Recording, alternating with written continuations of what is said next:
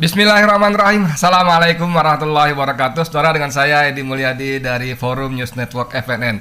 Saudara sekalian, kita tahu kemarin itu 2 hari lalu tepatnya ya, sebetulnya ya, kita dikejutkan. Enggak juga, enggak dikejutkan lah. Kita tahu bukan tahu akan ada peristiwa apa. Kita paham modal-modal begitu ya. Maksud saya peristiwa seorang perempuan bercadar menerobos masuk, berusaha menerobos masuk ke Istana Negara. Ya, perempuan bercadar membawa senjata api, konon katanya jenis FN, yang belakangan juga diketahui ternyata magazinnya tidak ada. Kan gitu kan. Ini cerita basi ya, bukan kata saya. Anda silakan aja buka jagat percakapan di Twitter. Basi, betul-betul basi, super basi. Dan ini adalah ritual yang selalu diulang-ulang. Para netizen menyebutnya sebagai pengalihan isu lah. Maklum, kali ini isunya memang bejibun-jibun ya. Ada IKN yang jualan obral fire sale, obral gila-gilaan, obral besar, sangat besar. Ada apa namanya, HGB 80 tahun plus 80 tahun sehingga total 160 tahun. Ada tax holiday atau pembebasan pajak sampai 30 tahun. Ada apa lagi, super tax deduction ya, itu sampai 350%. Dan Bapak Ibu terserah mau invest di mana. Di kawasan healthcare, di kawasan apa, obral. Kalau kata Muhammad Said Didu, manusia merdeka itu ini bukan membangun ibu kota atau memindahkan ibu kota, ini kehilangan ibu kota. Dahsyat. Belum utang yang tembus 7.000 triliun lebih. Ini netizen, bukan kata saya nih, sekali lagi nih, saya cuma bacain komentar yang berseliweran di Twitter. Ini pengalihan isu, tapi pengalihan isunya ini bolak-balik seputar itu lagi. Apa itunya? Yaitu menjadi korbannya adalah ada upaya penggiringan opini stigmatisasi terhadap kelompok Islam. Ini nggak kapok-kapok. Ya, para petinggi negeri ini nggak kapok-kapok. Tapi biarinlah saya baca dulu. Tadi saya bilang ini ada beberapa berita ya. Ini misalnya yang saya sebut tadi, pistolnya tidak bermagazin. Dari detik.com. Beritanya begini saudara sekalian. Polisi sebut tak ada peluru di pistol Siti Elina yang coba terobos istana. Tidak ada peluru, sebetulnya tepatnya tidak ada magazin ya. Nah, ini ada gambarnya ya. Ternyata pistol yang dibawa Siti Elina 24 tahun untuk menodong pas pampres di depan Istana Merdeka tidak berisi magazin. Hal ini disampaikan oleh polisi. Terkait dengan senjata, pada saat disita oleh petugas, dalam hal ini diamankan oleh pas pampres, diserahkan kepada petugas polisi lalu lintas.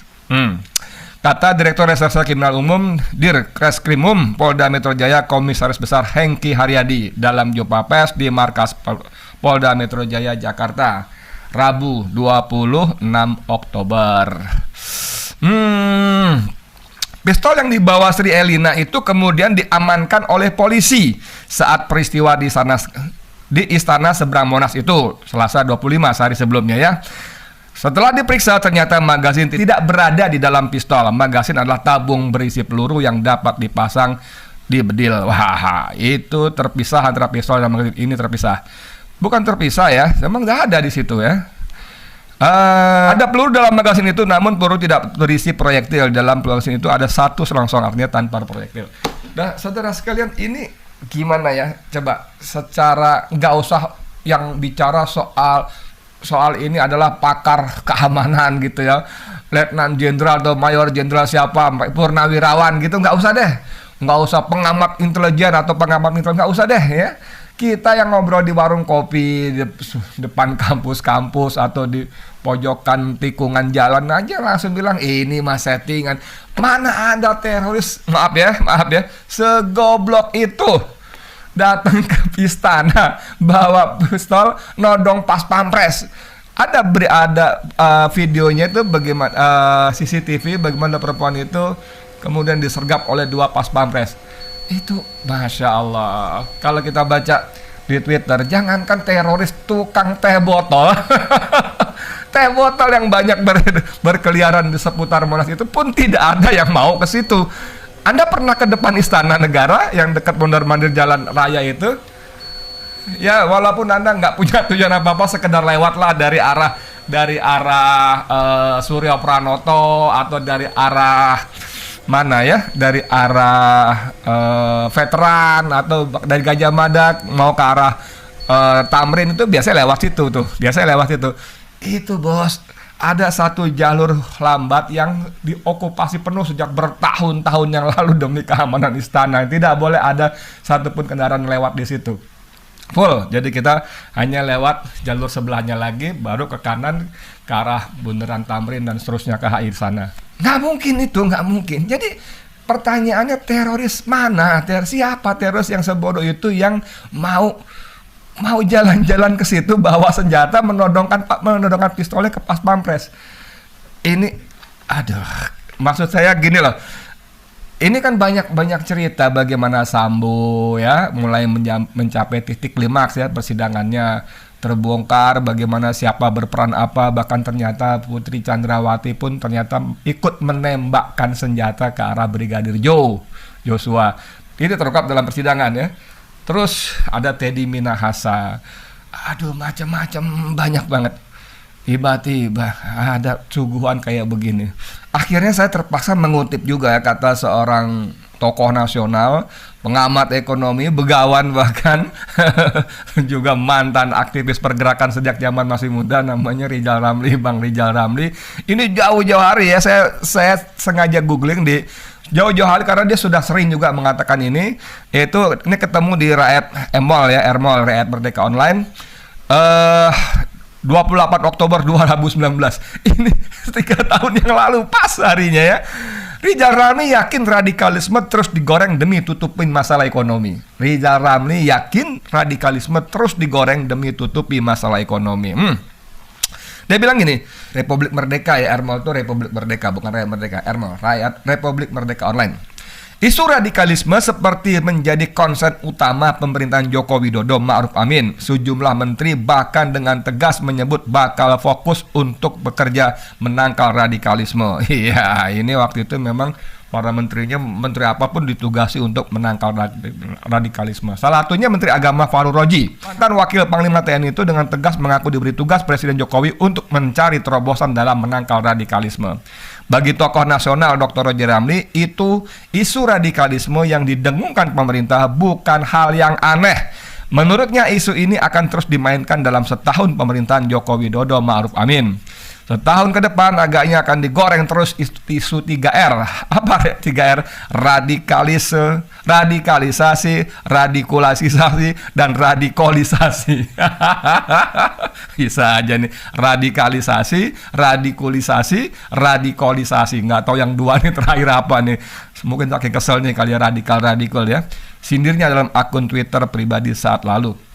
Jadi sudah jauh-jauh hari, minimal 3 tahun yang lalu Rizal Ramli sudah bilang isu-isu seperti ini sudah dan akan terus digoreng. Tapi menariknya saudara, Din Samsudin, mantan ketua PP Muhammadiyah, mantan ketum MUI ya, terakhir mantan ketua Dewan Pertimbangan MUI juga mengatakan begitu. Dan dia sempat mencatat sepekan sebelumnya KSP, Kepala Staf Presidenan Muldoko, dia mengatakan sepekan sebelumnya, 6 hari sebelum peristiwa ini, bahwa bangsa Indonesia harus waspada dengan radikalisme. Ya kan? Jadi Din Samsudin mengatakan ini pas. Sebelumnya Muldoko sudah bicara seperti itu, jadi kita nggak usah terlalu serius, cukup dengan menyikapi dengan tersenyum. Nah, jadi saudara sekalian, ini cerita super basi yang saya sebetulnya juga kalau ikut ngomong nanti bikin apa namanya, menjadi semakin seolah-olah viral gitu ya. Tapi ya kadang-kadang kita nggak bisa cuek juga. Ini memang keterlaluan. Di Amerika saja, di negeri-negeri barat, di belahan dunia itu sudah ada undang-undang perang terhadap Islamofobia. Jadi ada anti-Islamofobia. Sudah berhenti jargon-jargon war on terror segala macam yang sebetulnya war on Islamis itu dihentikan. Sudah ada resolusinya. Amerika pun bukan undang-undang. Itu negara-negara barat, kafir, negara-negara yang nggak punya Pancasila, yang tidak punya berketuhanan yang Maha Esa, sudah selesai soal-soal radikalisme Islamofobia. Di Indonesia masih digoreng lagi-lagi untuk mengalihkan isu yang sebagainya. Saya ingin bertanya kepada para petinggi atau siapapun yang berada di balik skenario ini. Kalian nggak capek gitu? Kalian nggak malu ya? Capek mungkin ya? Nggak tahu deh. Mengulang-ulang skenario yang sama untuk hal-hal yang menjijikan dan membosankan ini. Membosankan, menjijikan. Kalian nggak malu ya? Sorry banget ya, menunjukkan kedunguan kalau pinjam istilahnya Rocky Gerung, menunjukkan kedunguan, mengulang hal-hal yang sama. Emang kalian pikir rakyat masih tetap bodoh gitu loh? Saya bilang tadi nggak usah seorang pengamat militer, pengamat intelijen, nggak usah. Jalan udah bicara 3 tahun yang lalu. Ini orang-orang siapapun, buka Twitter deh. Siapapun bicara ini, aduh, ada perempuan dicadarin atau dicadar, nggak ngerti dah. Kemudian ternyata di Lampung orang yang disebut-sebut namanya sedang mengajar. Aduh, ya. Udah bos, berhenti menyudutkan Islam, berhenti. Saya nggak tahu agama kalian apa, nggak tahu deh. Kalau agama kalian bukan Islam, berhenti memusuhi Islam, oke? Kalau agama kalian Islam, bertobatlah kalian memusuhi agama kalian sendiri. Saya dalam podcast sebelumnya saya pernah mengatakan, saya belum pernah bertemu orang Kristen sebenci itu pada Kristennya. Belum pernah melihat, belum pernah mendengar ada orang Buddha, Hindu, Katolik, Konghucu sebenci itu kepada agamanya. Kecuali di Indonesia ini, kecuali para petingginya, orang-orang yang tertentunya itu orang-orang Islam begitu membenci Islamnya.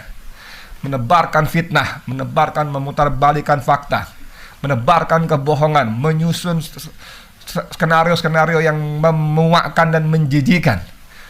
Kalau kalian orang Islam, bertobatlah. Ngeri bos, hidup nggak lama, satu. Dan lebih singkat lagi, menjabat tuh jauh lebih singkat. Setelah itu kalian akan selesai. Aduh, nggak ngerti saya masih bermanfaat nggak omongan seperti ini buat kalian. Nggak ngerti saya. Aduh, ya wes gitu aja. Saya Edi Mulyadi untuk FNN. Assalamualaikum warahmatullahi wabarakatuh.